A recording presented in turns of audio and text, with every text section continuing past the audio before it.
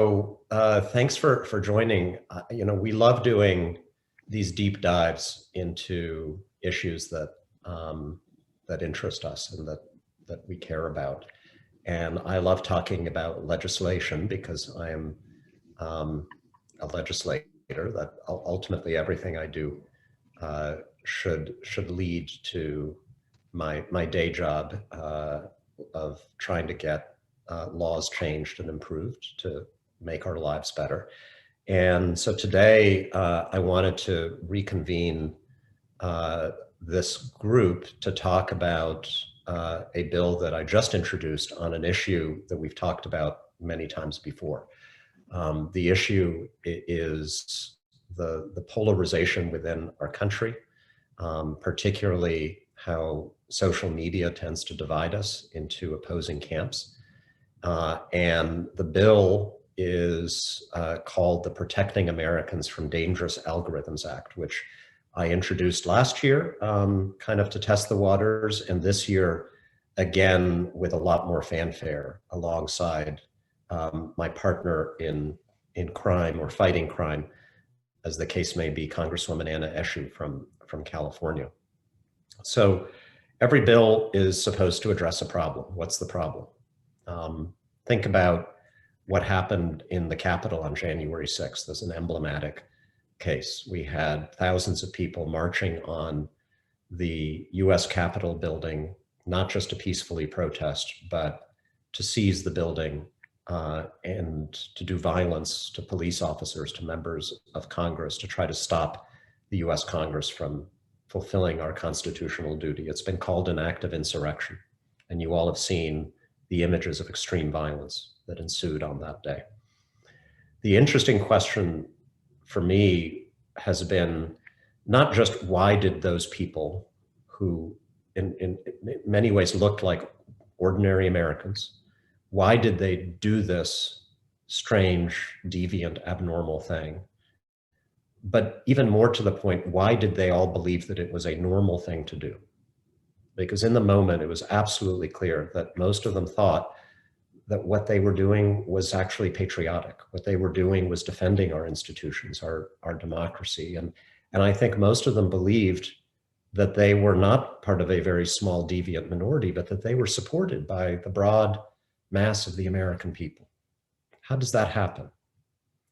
And I think a lot of the answer, it's not the whole answer, but a lot of the answer is social media, because most of us now in America get most of our information, most of our news filtered to us, selected for us by the social media platforms that we use. Even if the article we're reading is from Fox News or the New York Times, Wall Street Journal, wherever it may come from, we're probably not going to that newspaper or television station's webpage. It's coming to us through Twitter or Instagram or Facebook or something else. And as we know, these companies are not just giving us what our friends post in chronological order. They write complicated algorithms that select what we are going to see.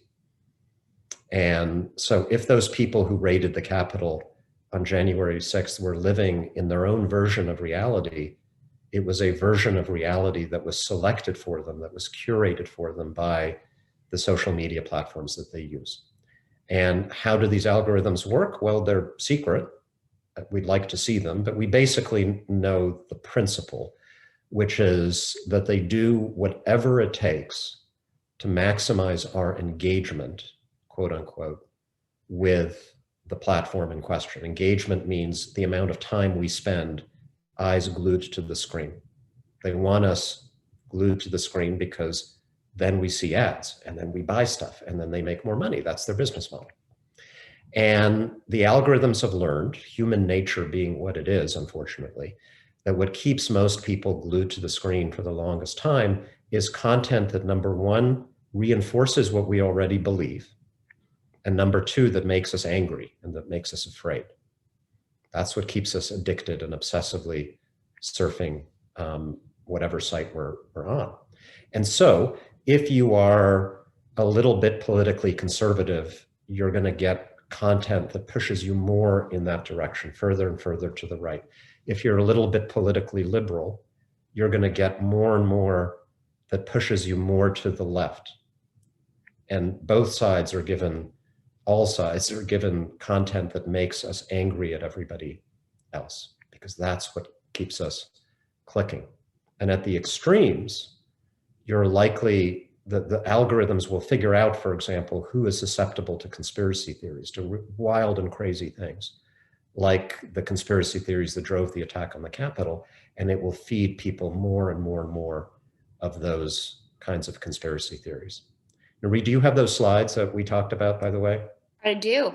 Can you post the one about the little experiment we did in our office? Absolutely. Okay.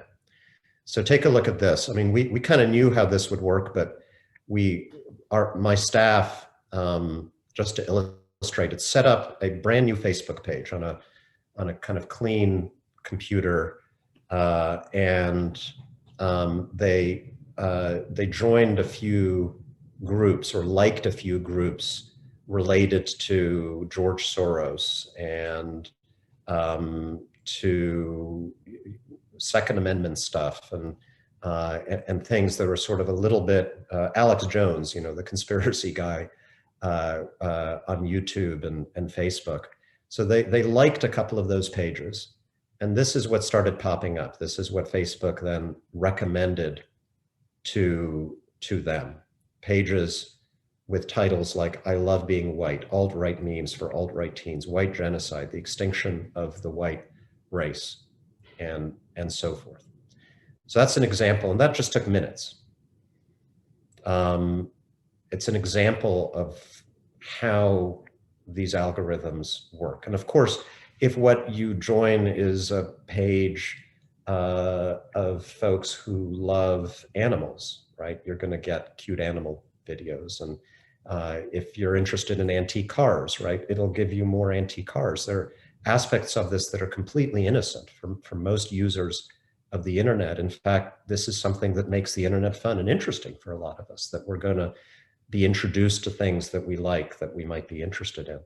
But it also has this very pernicious impact. And in fact, maybe put up the other slide, Nari. Facebook has known, and these companies have known for some time, that their algorithm, because it works this way, is one of the main drivers of people joining. Not this one. Do you have a third one? Yeah, I have the one with the quotes, Tom. Yeah, the one with the quotes. Great. So they know that it is one of the main drivers of extremism. Nope, not that one. That's the one we just saw. There we go. Yeah. There we go.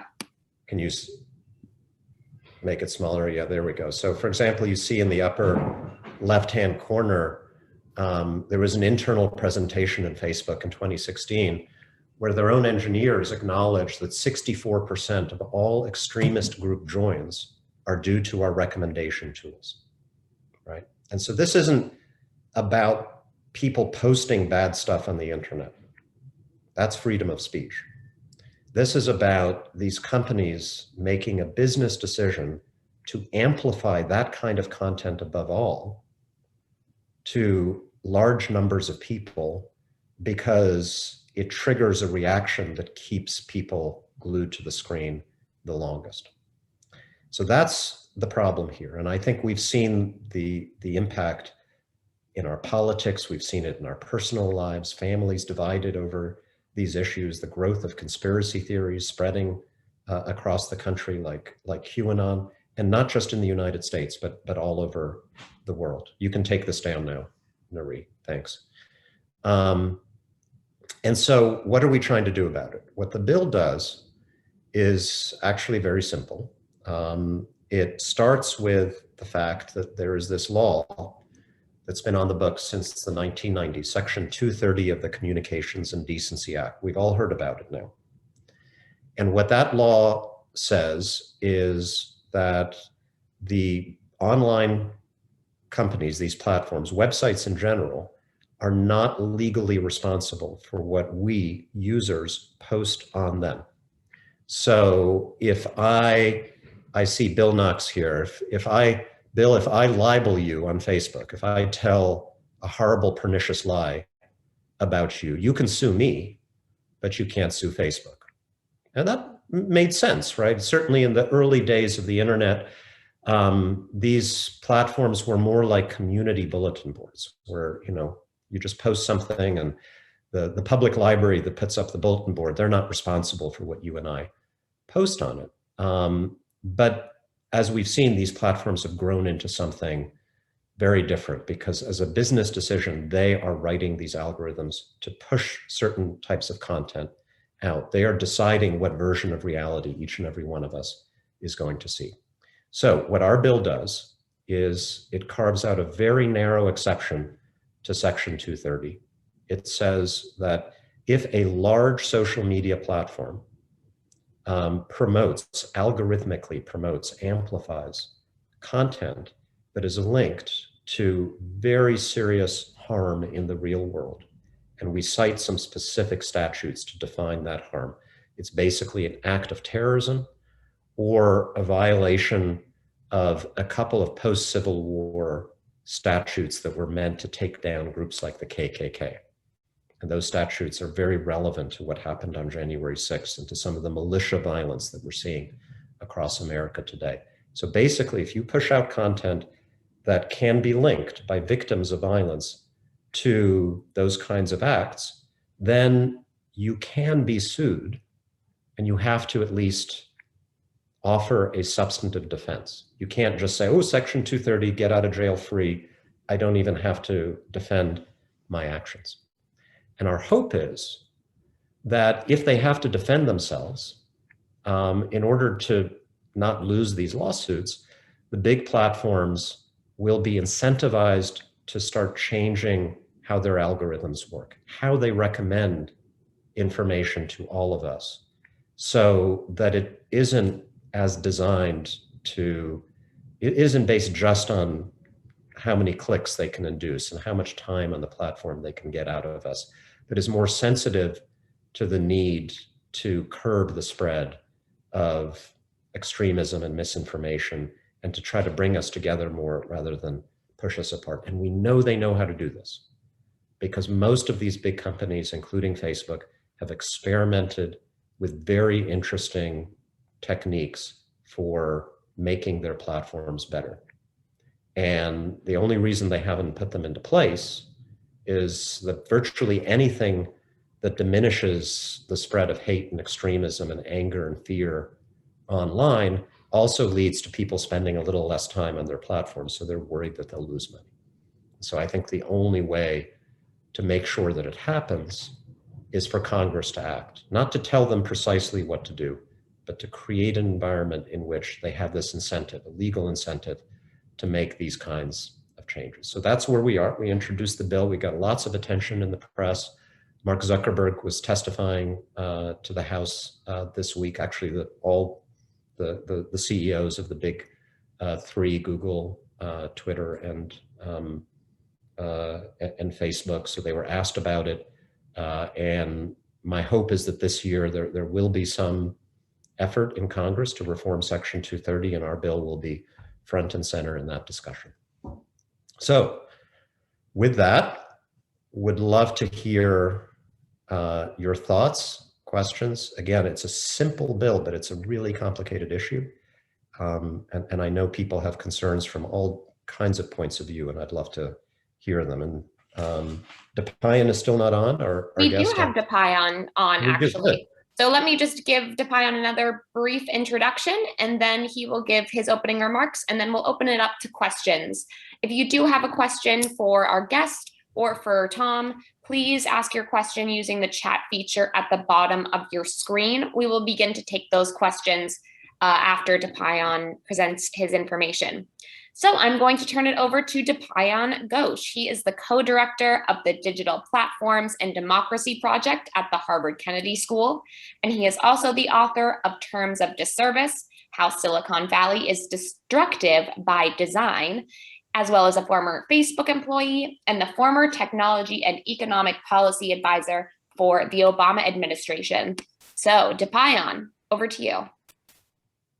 Thank you so much, Nuri, and thank you, Representative Malinowski. I think you've really touched on the most critical points here.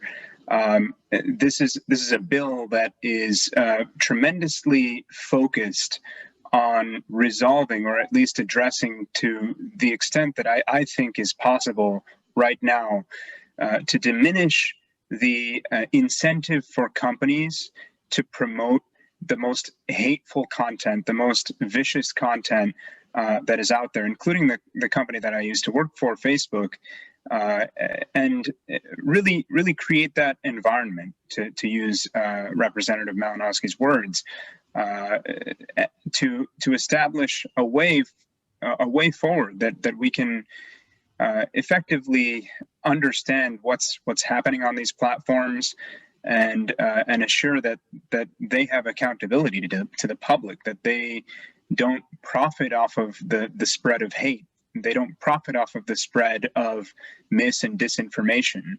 And that's of course not to say that we generally speaking don't favor free speech or freedom of expression. Of course we do, but to the extent that companies are effectively drumming up these kinds of hateful messaging and this kind of hateful messaging or particularly harmful content, and are profiting off of it.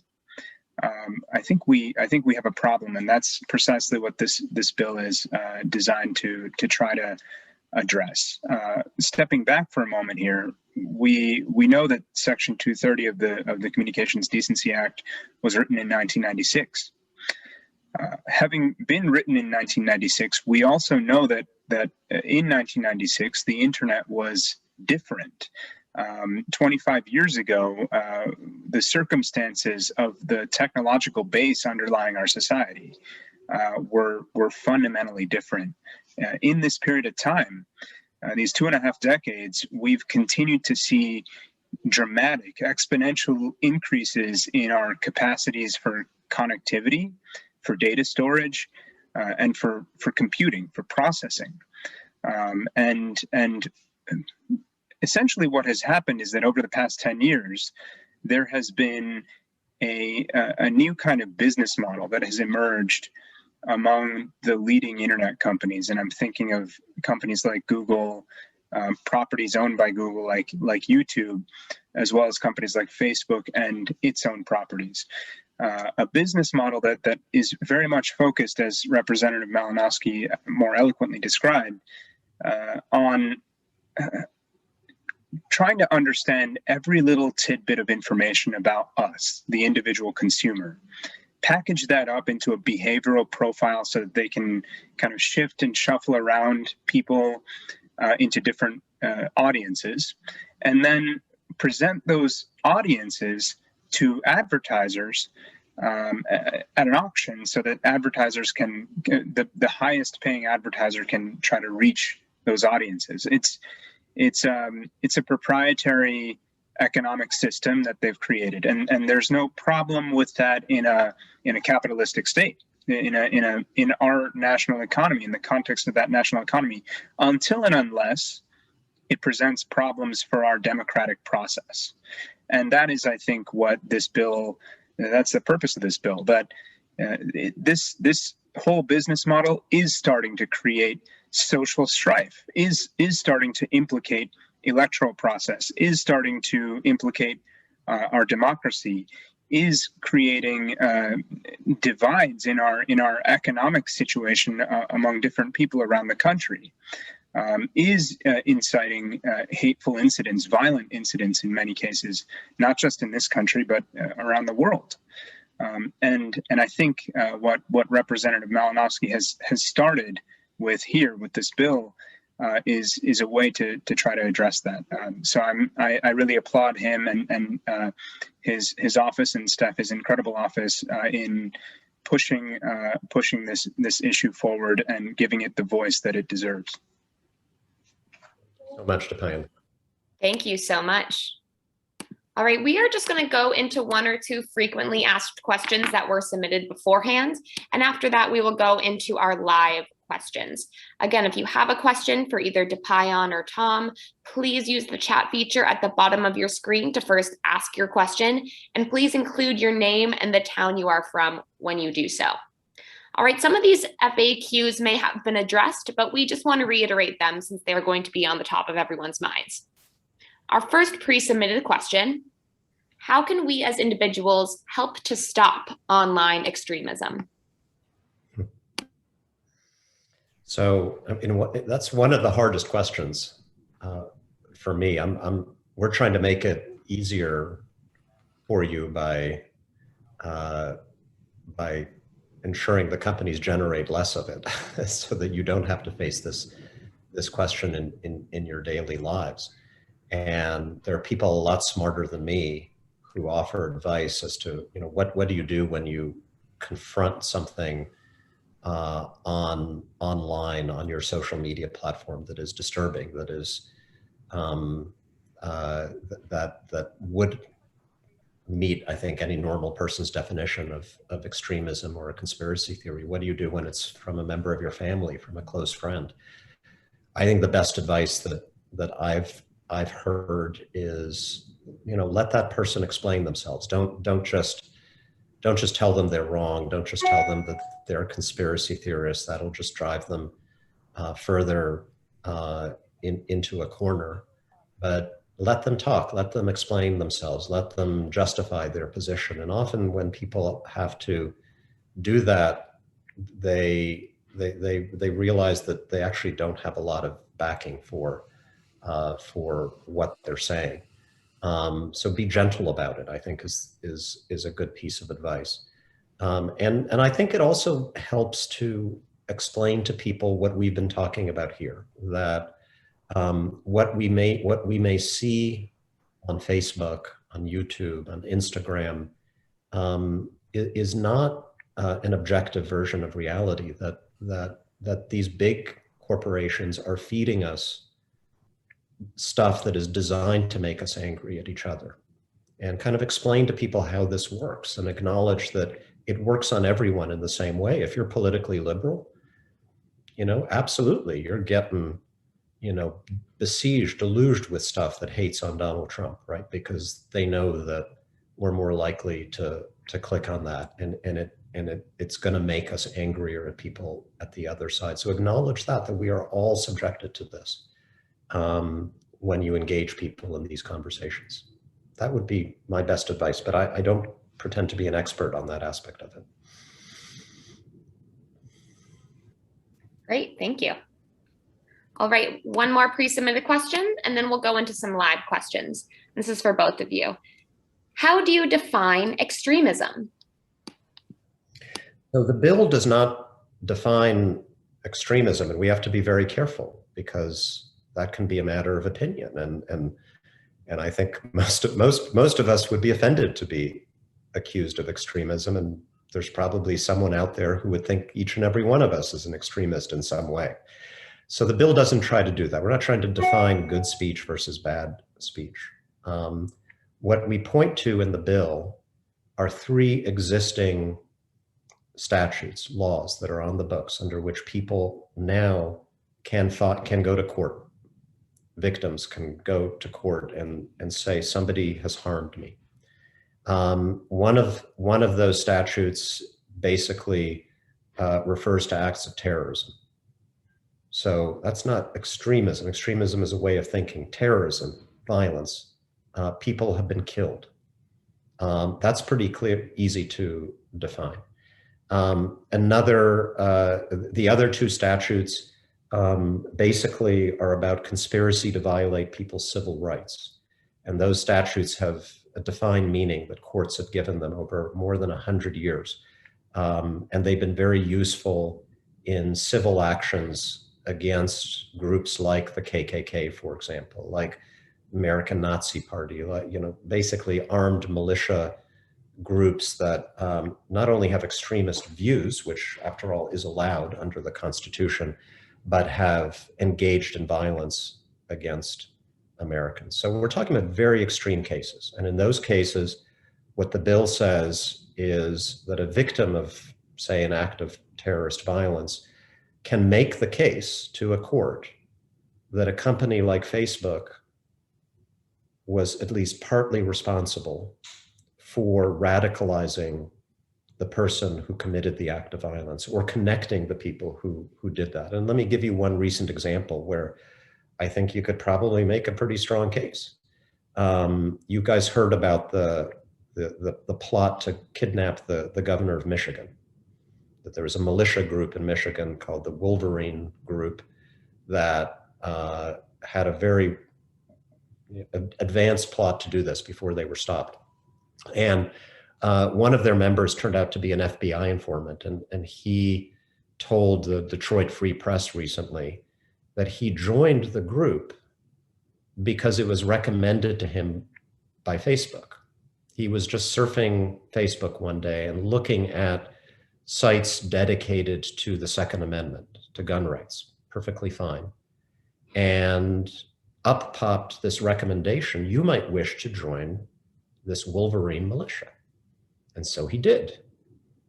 And, you know, if I'm a victim of that group, I think I could make the case that, well, Facebook basically served as a recruiting agent for a violent militia group. And then Facebook could defend itself, right? And there would be an argument, which is what happens in our courts. And out of those arguments, I think we would find a better balance. Thanks, Marie. Thanks, Tom. All right, let's begin some live questioning. First up, we have Kevin from Montgomery. Kevin, can you hear us? Kevin from Montgomery. No worries, we'll move on to the next. How about Ed from Flemington? Ed, do we have you? Yeah, you do have me. So I'm wondering, you're focusing on some defined hate groups, but let's say there's an algorithm that directs me to an anti-vaccine site. Mm-hmm. And I read what they have to say, and as a result of my belief in it, I don't get a vaccine or I do something, and I'm harmed by that. Why shouldn't I be able to assert liability against the platform in that case? I mean, I guess my point is, if they want to be protected in order to be a bulletin board, just let them be a bulletin board. No algorithms, no direction, just post the stuff and let people go search for it. Yeah. So it's a really good question. And what you are steering us towards something that would go further than my bill. And, you know, look, I admit I'm trying to find a balance. I'm trying to be cautious. I don't want to blow up the internet. Well, I mean, I'm not sure that blows up the internet, but I'm not sure it does either. I'm giving you a sense of my state of mind, right? This is complicated stuff, right? And I want to make sure that we don't have unintended consequences. And so we're starting with the worst kind of real world harm, and trying to see whether we can find a consensus around that as a carve out from Section 230 liability. Now, here is where I think I can address your example more directly. That would not be covered by the bill, but remember what we are trying to achieve. It's not punishing Facebook or Google. It's not making them pay a lot of money to plaintiffs. We're trying to create incentives for them to rethink how they designed their network. The same feature that might direct somebody to a violent militia group is also maybe, you know, the same one that directed you to that anti-vaxxer site. So what might the companies do in practice if we create this liability, even in a limited set of circumstances? Let me give you an example of something Facebook experimented with. which I found very interesting. They experimented with, it was a small subset of their users, and they asked them to vote for every post they saw in their news feed, whether that post was good for the world or bad for the world. And then the algorithm learned, right? Let's say you were doing this. It would learn what Ed thinks is good on his news feed and bad. And then it started giving you recommendations more in keeping with what you told Facebook you thought was good for the world. And it resulted, according to the Facebook engineers who worked on this, on something they called the nice news feed. There was less disinformation, less polarizing, hate the other side type of content, probably a lot more kitten videos, It was a great experience, but the problem was that the people who took part in the experiment actually spent a little less time on Facebook, even though they were getting content that they themselves said was good for the world because of human nature, right? And so they discontinued it. Now, let's say as a result of our bill, they decide that's what we're going to do. It would also probably mean less promotion of anti-vaxxer sites, right? And other things that are a little more conspiratorial, even if that's not the content that we're talking about precisely in this bill. The solution would I think have a cleansing effect on the whole network. Do you think that makes sense, Depayan? Does that, or my? Yeah, I think you're absolutely right.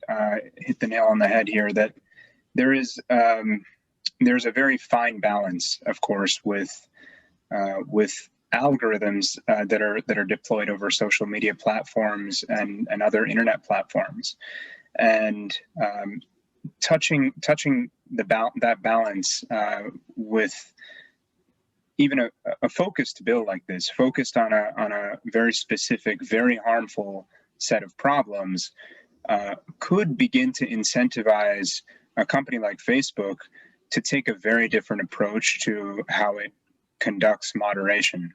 So, for instance, I think one thing that this bill, one area out of several where this bill really innovates from what we have right now, from the regulatory regime that applies to these companies right now, is in this focus over algorithmically suggested content. That's a critical piece of this, because that sweeps in a lot of the activity on Facebook, as Tom has put.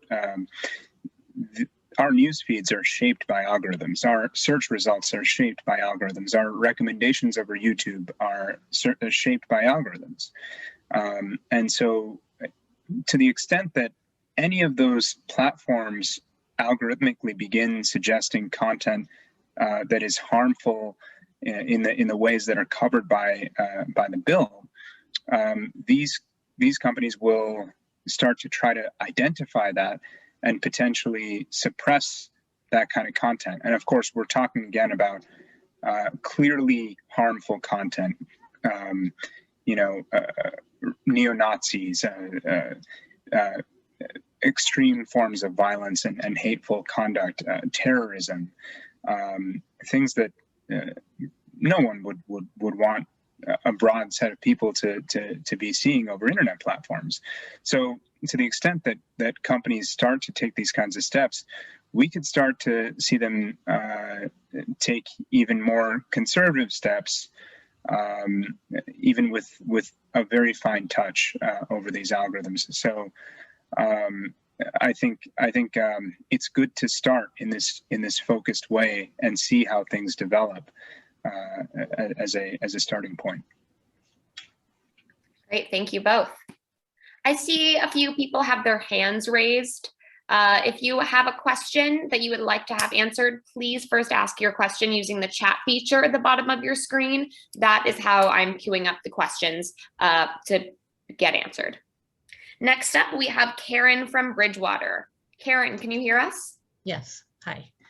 I was wondering if the legislation gets approved, what type of consequences the social media companies will face if they don't adhere to it?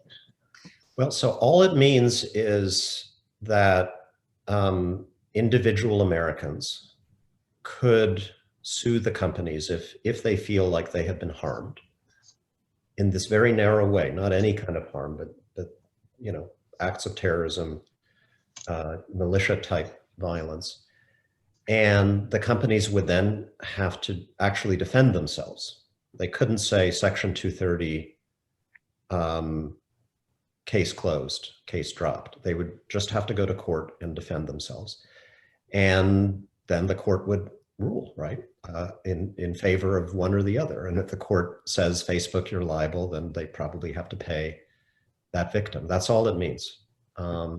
I don't believe the government can or should be telling, this is where free speech comes in. We can't be telling them what to allow on their sites. We can't be telling them how to write their algorithms. All this would do is give Americans the right to make this argument and give the courts a chance to do what I think our courts are pretty good at doing, which is weighing arguments and figuring out what the rules should be going forward, finding the right balance. Okay, thank you. Thanks. Thanks, Karen. All right, let's hop back to Kevin from Montgomery. Kevin, do we have you now? Can you hear us? Yes. Yes. Can you hear me? Yes, we can. Go ahead with your question. Great. Yes. So Tom, I'm so happy you're doing this, and it seems eminently reasonable. I was just curious, who or what groups in Congress are opposed to this, and why? And is there anything we can do to support the bill? You know, there's not. I wouldn't say there's opposition. I think I would divide Congress right now into members who really understand that this is the problem or part of the problem, and who are interested in this approach, and those who don't quite understand it yet. Because again, this is complicated. It's an educational process. I'll tell you what most members of Congress do understand. They understand the debate about what Facebook and Twitter and YouTube should take down or not. You know, so if somebody posts something allegedly offensive or harmful, should the company take that post down? Should it ban someone from Twitter, like, you know, Twitter banned Donald Trump, right? That's something, it's fairly easy to understand, and people argue it both ways. And right now, you know, folks on the more conservative and Republican side are more concerned about what they see as big tech censorship because they think it's directed at them. And liberals and Democrats are, you know, more pushing the companies to enforce these terms of service and to take down hate groups and QAnon sites, et cetera. So there's a divide there. What I've tried to do is come in above that debate and say, you know what, everyone should be able to agree on this. Everyone who believes that we're too divided, too polarized on both sides should be able to agree that the problem is not so much what people post, but how the companies then decide to promote it, to amplify it, to spread it based on what's going to trigger these emotions the most. And so I've had really good conversations with Republican colleagues about this bill.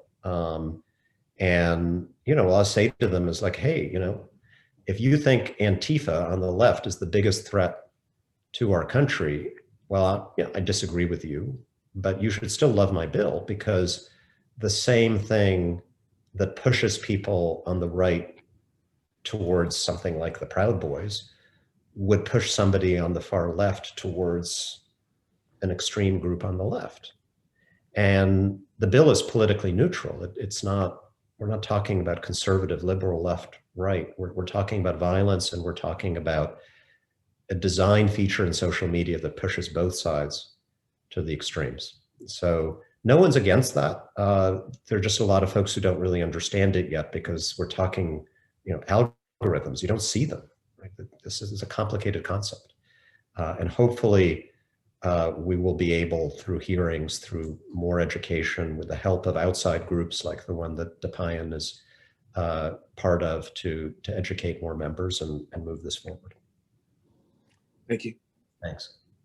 Thanks, Kevin, and thanks, Tom. Next up, we have Jeff from Basking Ridge.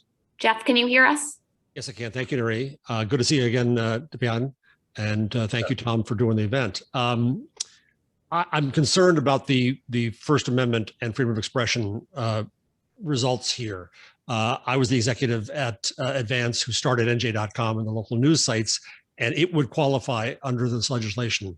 It serves content algorithmically. It has more than 10 million monthly users.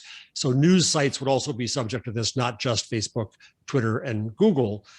And so I'm concerned about that, but I'm also concerned just about opening the Pandora's box of Section 230. I think it was brilliant legislation. I'd be curious to hear what Senator Wyden says about your bill. And I'm afraid that once we open the Pandora's box, this effort to make a very tiny slice of the bologna will open the door to the far right and their arguments of cancel culture and arguments for neutrality and the moral panic that we see coming from there, trying to control this. So by opening 230, I fear the dominoes that fall for the rest of freedom of expression that 230 now very well protects. Yeah. Well, I hope you would agree. I think it's a very legitimate question. I hope you would agree that if all we did was my bill, it would not be a threat to freedom of expression, right? That after all, we're not talking about freedom of speech here. We're talking about freedom of reach, and you know the distinction. For everybody else, I would say that, we all have a First Amendment right to say whatever the heck we please, to post whatever the heck we please, including things that might be offensive to others, that might be seen as racist, that might be seen as whatever. We can lie. Freedom, First Amendment protects all of that. But I don't have a right to, let's say I write a book, right? I can say whatever I want in it, but I don't have a right to go to Random House and say, you have a First Amendment obligation to publish my book and print 100,000 copies. I don't have a First Amendment right to say to Fox News, you have to interview me on your show tomorrow, right? And by the same token, I would argue, I don't have a right to expect the biggest companies in the world to write algorithms that ensure that my, say, anti-vaxxer post reaches every single person in America who might be susceptible to conspiracy theories about vaccines. That's a service that company is providing me. It's not something I have a First Amendment right to expect. Your question, I think, takes it one step beyond that, though, and you're concerned about the Pandora's box, that once we mess with this very useful law, and it was very useful in the rise of the internet and in protecting spaces for freedom of expression, does it create a precedent for more? I want to say no. And I also want to argue to you that things have changed so much since 1996 that I think some change in 230 is inevitable at this point. Even, the Mark Zuckerberg and the heads of these companies, when they testify now, they say, we get it, like there has to be some reform. And so I think we're in a place where the argument is, what is the right reform? And my belief is that we have identified the most helpful and least harmful version of what that reform should be. We're trying to channel all of this anger at the social media companies, this righteous anger that exists on both sides of the political spectrum, into something that would actually be constructive and that would not kill the internet. And if we don't do this, then I'm afraid actually the focus is going to be on other things that are less responsible. So that's my best answer to you right now, and I'd love your continued engagement with us to help us think that through. And again, one way or another, we got to solve this problem. I can't just do nothing. Seeing what's happening to our democracy and to many others around the world, where, you know, in the 20 years since social media became the dominant form of giving people information, we just see a cascade of really significant harm in country after country, many experiencing far worse than we have in the United States. And there has to be some solution to this. So thanks. Thanks, Jeff. Thanks, Tom. All right, let's hop over to Erica from Short Hills. Erica, can you hear us? I can. Can you hear me? Yes, we can. Thank you. I think what I wanted to know was whether this bill can be used in any way to hold accountable cable providers or media companies who are propagating the dangerous content for profit. The answer is no, because that's a different problem. That's not algorithmic promotion. In other words, Fox News is not giving each and every one of its viewers an individually tailored version of the news. I guess they might be on their website. I don't know, maybe Depian, you could jump in on this, but at least on cable, I'm choosing to watch the Fox News channel. I'm choosing to watch MSNBC, and everybody who watches is getting the same thing. It's not being algorithmically selected for them in the way that the social media companies do. Depian, do you think I got that right, or? Yeah, no, I think that's exactly right. This bill focuses on algorithmic suggestion, and as such, broadcast that I think generally wouldn't be covered. Now, of course, there could be a question over whether, as you mentioned, Tom, FoxNews.com, if you know, to the extent that that platform, that website and the platform behind it make personalized recommendations of content, of articles to its readers based on the cookie tracking of those readers' preferences over time, that's possible. I'm not sure if FoxNews.com, for instance, does that. And I see Jeff nodding, I assume with concern. No, just saying that, of course, every news site does. Yeah. So we're going to take that question and think about it a little bit more. I mean, this is intended particularly for social networks, for social media platforms, which do something very special. We're not trying to kill all algorithmic suggestion on the internet. By the way, I like the fact that I can go on YouTube and listen to a piece of music and be introduced to some other piece of music that I never would have heard of that I like, right? So there's a lot about this that is fun and useful for all of us. What we're trying to do is mitigate the negative effects without changing the fundamental construct of the internet.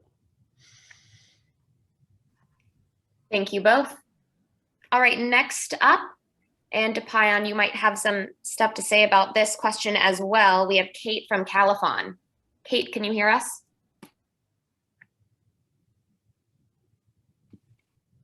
Kate, do we have you on the line? Yeah. Yes, you have me. I'm just in class right now, so it's really great to share this with my students, but it's not strictly speaking on the curriculum. I was wondering what the implications are in terms of if criminal charges can be brought against those who post content that can be directly tied to an act of violence. Not under our bill. So there may be other criminal statutes of incitement to violence. That's a very high bar, rightly so, in our system. That would apply whether your statement was on Facebook or standing up in, on a soapbox in the public park. But our bill does not in any way delve into criminal law. One of my students wanted to know if your bill addresses deep fakes, the posting of deep fakes, whether they're video, audio, or both. So again, it doesn't address the posting of anything. It only asks the question, whether a company like Facebook might be liable. Let's say, the January 6th storming of the Capitol. Would a company like Facebook potentially be liable based on the argument that all those people found each other, got connected to each other, got radicalized because Facebook was pushing this content at them through the algorithms? Mm-hmm. There are a lot of those are all really important questions, but our legislation just deals with that narrow question. Okay, thank you. Thanks both. Next up, we have Lee. Lee D as in David. Lee, do we have you? Yeah, Lee, yes, I'm sorry. no worries. Go ahead with your question. And I'm from Cranford. I see your question here. Tom, I watched parts of the hearing the other day with Facebook, Twitter, all these individuals from these corporations. And I don't think any of them seem particularly concerned about online radicalization. And if they did, they could change their algorithms tomorrow, which they're not doing, or yesterday. So why do we think they're going to, feel or be concerned about indirect liability? Well, right now there's no legal incentive for them to change the design of their network. And they have huge incentive not to, because the way it's designed right now is what apparently makes them the most money. So, and I think if you watch that hearing, you probably also noticed that what the companies want to talk about, what they're much more comfortable talking about, is content moderation. That's the phrase we use for what are the rules about what you can post on Facebook and when can they take something down. They're comfortable with that because, to meet our concerns about hateful content in that way, all they have to do is hire a lot of content moderators, a lot of people who are going to be observing what's happening on their platform and responding to requests to take down something. If you see something offensive and you report it to Facebook, they'll have a content moderator look at it. And if it's like really awful, they'll take it down, right? It's easy for them to do. They can hire 5,000 people to do that. And that's what they want us to focus on. Because I think what they don't want us to focus on is what's under the hood, how the engine works.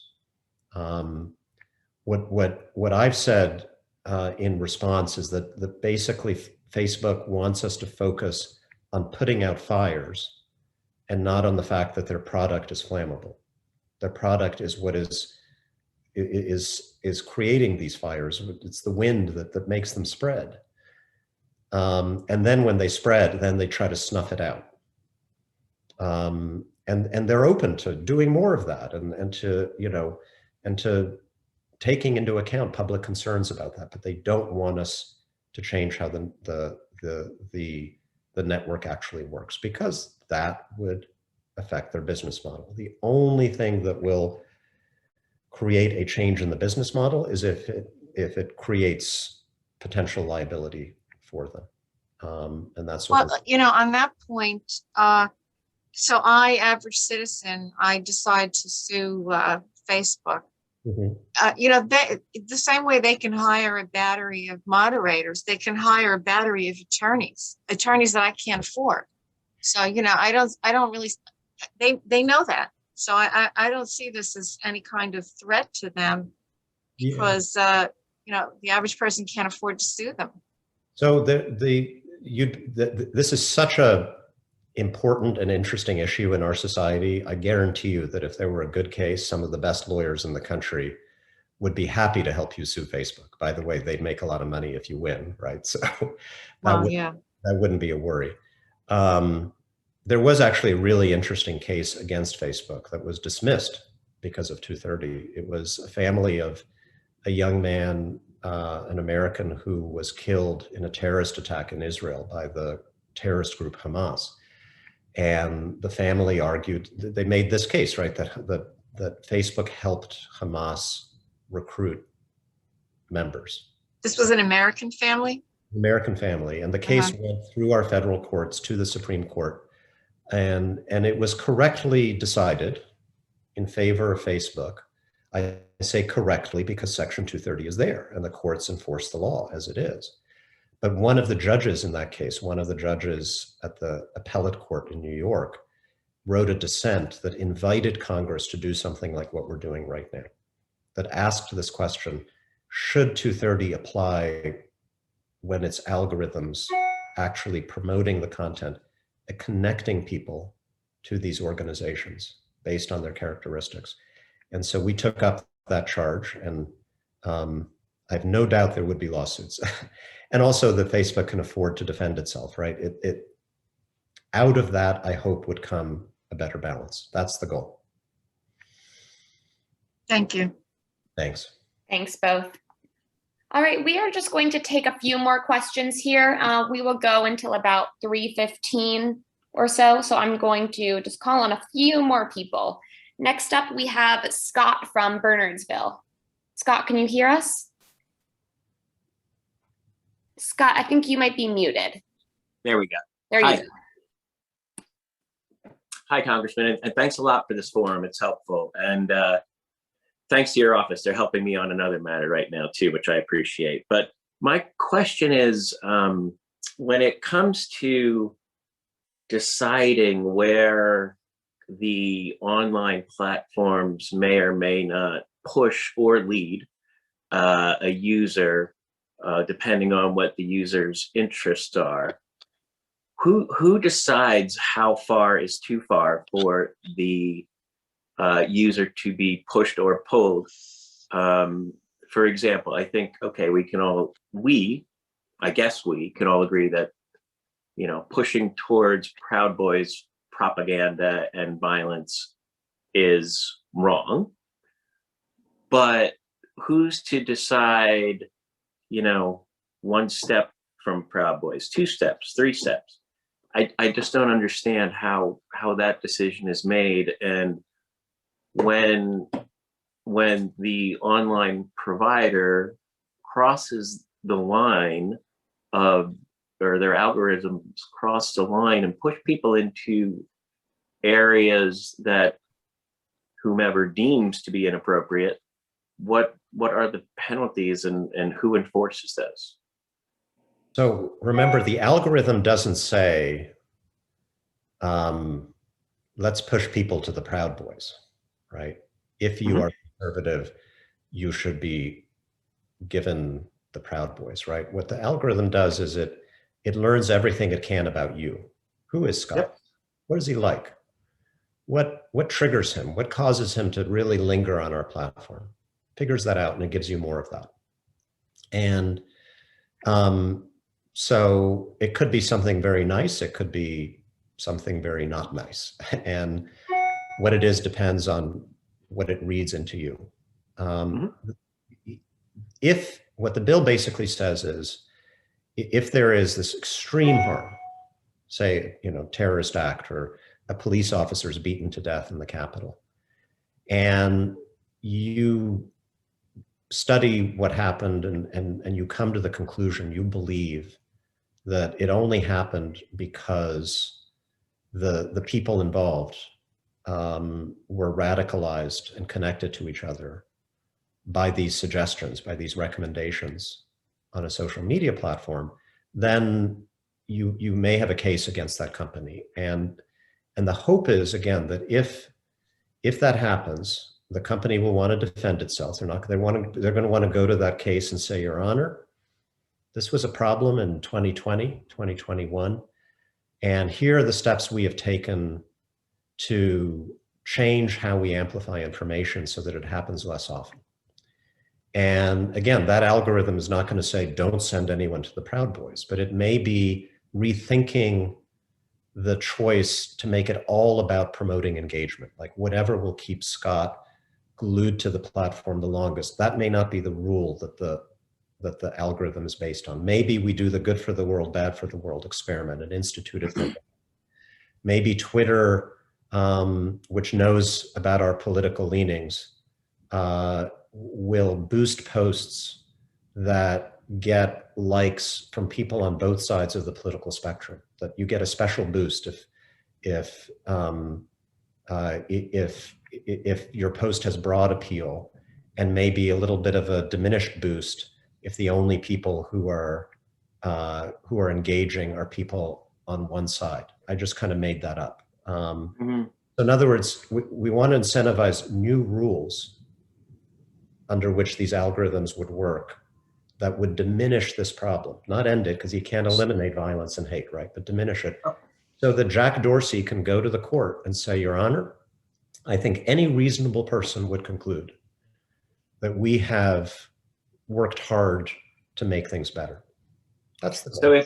So thank you. That's helpful. So if this law were in effect back on January 5th, then people who were injured in the attack on the Capitol would be able to sue Twitter because they allowed content from Trump and his supporters to incite that violence. Not because they allowed the content. That wouldn't be enough. Okay. But you would have to argue that they were the ones that recommended it. Let me give you an example, actually. Okay. It's in the real world. Imagine you're like some impressionable young dude, and you know, wish. Yeah, exactly. It's December 1st of last year, and you click on a video that says that a bunch of socialist pedophiles working with Venezuela rigged the election on behalf of Joe Biden. It was stolen. And 30 seconds after you click on this video, your phone rings. And the voice says, "Hey, Scott, it's Freddie from Facebook. We just noticed that you clicked on a really cool video about how a bunch of pedophile socialists from Venezuela stole the election from Donald Trump. So here's what we're going to do for you. We are going to send you links to 20 more videos that'll help you explore your newfound interest in this incredible theory. And what's more, as a bonus, we're going to send you the phone numbers and email addresses of some really neat people on the internet who share your interests. Maybe you guys could meet up and do stuff together." Right? Yeah. That had happened. I think, you know, you can see there may be a case there, right? I don't know who wins that case, but you could argue like the company actually brought these people together. But that's actually how the algorithm works. It just happens automatically. It's not Freddie calling you from Facebook, but it does the same thing. So that would be the case people could make. And 230 would not automatically absolve the company. They'd have to answer it. And my hope is they would answer it by saying, you know, we've changed some things. Thanks. Well, thank you very much again for the forum, and I look forward to more debate on this. And I'm just going to give a Baba Booey shout out to Jeff. Thank you. Thank you, Scott. Thanks, Tom. All right, we have time for one more question. For our final questioner, let's go to Russell from Delaware Township. Russell, can you hear us? Yeah, I'm here. Can you hear me? Yes, we can. Okay, good. Well, you largely touched on my question in the previous question. Sort of focused on the events of January 6th. I was kind of wondering, though, who would be, it seems as if the people who are actually injured in that are a pretty wide group, including you and me and democracy itself. But the only people, if I understand this legislation correctly, who would have standing to sue would be what? The people who are physically injured, or the families of the dead, or how narrowly is that circumscribed? I mean, that's not defined by the bill, but I think it's just defined, and I'm not a lawyer, but I think that's just defined by tort law in general, right? Which courts follow to determine whether you or I have standing to bring suit. And generally, there, you have to show that you were directly harmed in cases like this. So in the January 6th case, I would imagine it would be a police officer or the family of a police officer, rather than you or me as a member of the public who felt aggrieved. Right. Okay. Thank you both. All right, I'm going to turn it over to Tom and to DePion for some closing remarks. And thank you everyone so much for joining this important conversation today. Tom and DePion, you guys can take it away. Thank you so much, Nuri. This was a lot of fun. I love talking about this stuff, and I learn a lot from your questions, which helps to hone our thinking even more. We've made some progress. This idea has garnered some attention, and we will obviously continue to update you on the legislation and what happens moving forward. I'm hoping that the companies feel the pressure from the legislation even being considered and from the debate that we're having. They can do a lot of stuff voluntarily, even if we don't end up forcing them to do it, and that would be fine by me. But if not, we will work hard this year to try to ensure that this idea is considered as Congress debates social media reform and 230 reform, and I'm fairly confident that it will be front and center in that debate. So we'll stay in touch on it. Please keep sending us your thoughts and ideas, and look forward to the next conversation. DePion? Indeed. Thank you so much, Representative. And I think just to reiterate, this bill, in my view, really puts us in moving in the right direction. Having conversations like this is absolutely critically important to help all of us learn and try to understand how these networks work, what impact they have on society, and what things we could try to start to do to counteract some of the harms that are essentially negative externalities of this industry. As Tom put earlier, we don't necessarily want to diminish its capacities to make a profit. That's this country at work, but instead make sure that we're doing everything that we can to protect the democratic process. Thank you, Tom, for having me, and thank you, everybody. Thanks, everybody. Thank you. Thank you all for joining. Have a great weekend. If you need anything from our office, again, especially if it's a casework issue, malinowski.house.gov/casework, and we will be in touch in the future. Okay, Thank you. thank you.